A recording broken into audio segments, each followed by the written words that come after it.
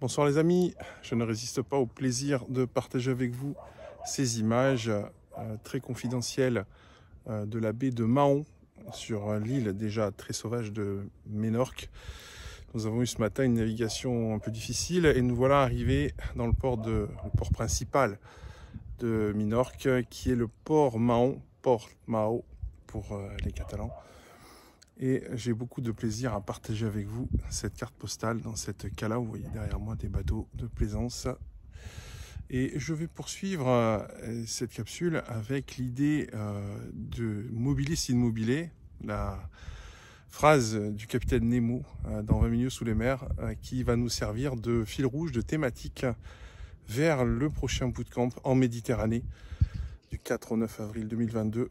Sur le MSC Seaside. Alors quelle idée bizarre peut-elle bien se cacher la phrase mobilis in mobile, mobile dans l'élément mobile du capitaine Nemo dans son Nautilus.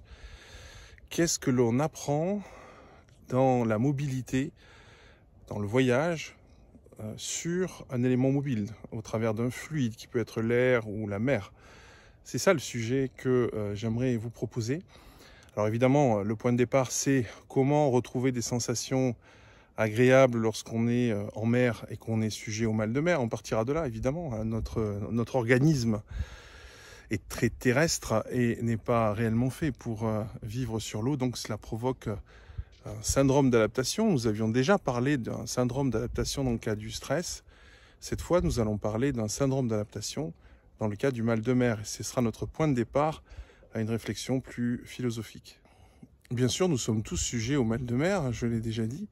Et donc, quand nous sommes mobiles dans un élément mobile, nous perdons un certain nombre de repères visuels, proprioceptifs et liés à notre oreille interne. Et il y a un conflit d'informations dans notre tête qui fait que nous avons le mal de mer qui peut évidemment être très incapacitant. Donc, nous verrons comment, sur un navire, et dans cette mobilité, avec le risque d'avoir le mal de mer, bien évidemment, on peut, après 3 jours de pratique, retrouver des sensations agréables.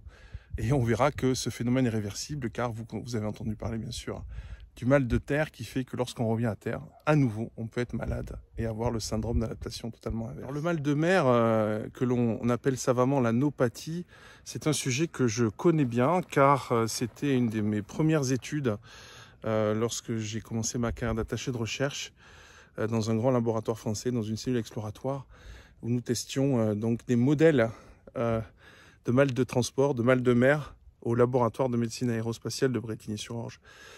Donc c'est un sujet que je connais bien, que j'aime bien, car je crois qu'il permet de développer des capacités de proprioception, des capacités de résistance, de contrôle mental de ces sensations qui peuvent paraître irréversibles, mais en fait qui ne le sont pas, qui le sont. On peut tout à fait s'entraîner, on peut tout à fait s'adapter à la mobilité dans l'élément mobile. Et c'est ça le point de départ de notre réflexion qui va nous amener à comprendre que finalement, et ce sera ma proposition, ma thématique et mon deuxième fil rouge, que nous sommes toujours des voyageurs immobiles, où que nous soyons, quelle que soit la vitesse à laquelle nous naviguons, nous sommes toujours des voyageurs immobiles et ce sera la prochaine séquence. Pourquoi sommes-nous des voyageurs immobiles? Alors je reprends un certain nombre de travaux qui ont été faits, en particulier avec Mathieu Ricard dans le cadre c'est le titre d'ailleurs de ses conférences, Mathieu Ricard qui a été un moine bouddhiste et qui a développé un certain nombre de tests concernant la méditation pleine conscience qui permet effectivement de s'adapter à des environnements difficiles. Et je suis parti de cette idée du voyageur immobile dans la mesure où nous sommes toujours des voyageurs à l'intérieur même de notre corps.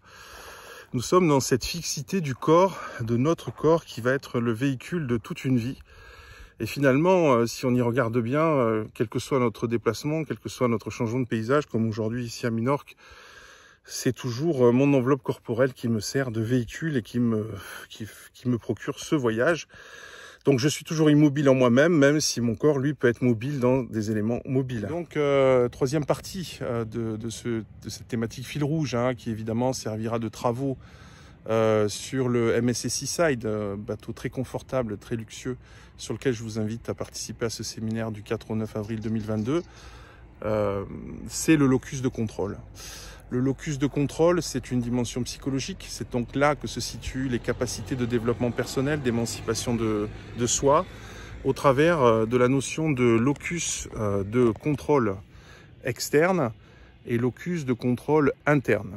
Donc je vais vous expliquer très rapidement en quoi ça consiste, et c'est évidemment là-dessus que je vous proposerai de travailler donc durant les matinées sur le bateau pendant 3 heures ensemble, et puis ensuite lors des causeries à l'heure du thé l'après-midi pour ceux qui le voudront, pour aller plus loin avec coach social et coach sportif, pour évidemment associer toujours la pratique corporelle, la pratique sportive à la pratique méditative ou intellectuelle, en tout cas une émancipation de soi qui passe aussi par le corps, un esprit sain dans un corps sain. Alors donc nous sommes passés de mobilier immobilé au syndrome d'adaptation mal des transports, et maintenant je vous parle du voyageur immobile et du locus de contrôle. Et je crois que c'est ça la clé finalement, l'outil que je mettrai dans vos mains. Soit nous pouvons considérer que nous avons un locus de contrôle interne, soit nous considérons que nous avons un locus de contrôle externe. Qu'est-ce que ça veut dire? Locus de contrôle externe, premièrement, ça veut dire tout ce qui m'arrive est lié à l'extérieur. C'est la faute des dieux, c'est la faute des autres, ce qui m'arrive est une fatalité, j'ai subi un fatum, je n'ai pas de chance, les dieux sont contre moi, etc. Tout ça, ce sont des explications au succès ou aux échecs, mais souvent aux échecs, nées de l'extérieur, donc des justifications, souvent a posteriori, qu'on va appeler donc le locus de contrôle externe, c'est-à-dire tout ce qui m'arrive est lié à l'extérieur. Donc c'est vrai pour une partie, mais on peut aussi avoir en deuxième partie un locus de contrôle interne, et c'est ce que je vais évoquer dans la prochaine capsule. Le locus de contrôle interne nous dit que il y a une possibilité de contrôler ce qui m'arrive à partir de mon esprit, de mon corps, de mes pratiques, de mes habitus. C'est là qu'on retrouve le voyageur immobile finalement, qui développe son propre cabinet de réflexion et qui se dit très simplement, à la façon de Friedrich Nietzsche, qui se dit la seule chose sur laquelle je peux agir, finalement, c'est l'acceptation, ou c'est ce que moi je décide de faire, ou ce que je fais effectivement. Là est le locus de contrôle interne. Qu'est-ce que je fais réellement? Qu'est-ce que je fais pour changer ma vie? Qu'est-ce que je fais pour rendre ma vie agréable? Quand je décide de quoi? Qu'est-ce qui appartient à ma décision? Qu'est-ce qui relève d'une décision extérieure? C'est-à-dire en quoi je suis agent d'une volonté extérieure, ou en quoi je suis acteur ou auteur de ma propre vie? C'est ça le locus de contrôle interne, c'est reprendre les commandes de sa vie, reprendre les commandes du navire quand on est mobile dans l'élément mobile. Voilà, je vous ai brossé à grands traits les thématiques que nous aborderons, évidemment, qui seront égrenées d'exercices pratiques, de méthodes, évidemment, du développement personnel. Vous savez que je résume ça en 3 volets. Le développement personnel, c'est l'outillage. L'émancipation de soi, c'est la pratique, c'est l'objectif. Et puis, si on veut aller plus loin, il y a les pratiques de sagesse et de spiritualité. Mais ça, c'est très personnel. Merci de m'avoir écouté. Je vous dis à très bientôt. Réservez vos dates du 4 au 9 avril 2022. Je vous amène en croisière en Méditerranée, à la découverte de la Méditerranée et des côtes espagnoles. Et j'espère que vous serez nombreux avec nous pour partager ce moment exceptionnel. Je vous embrasse, à bientôt.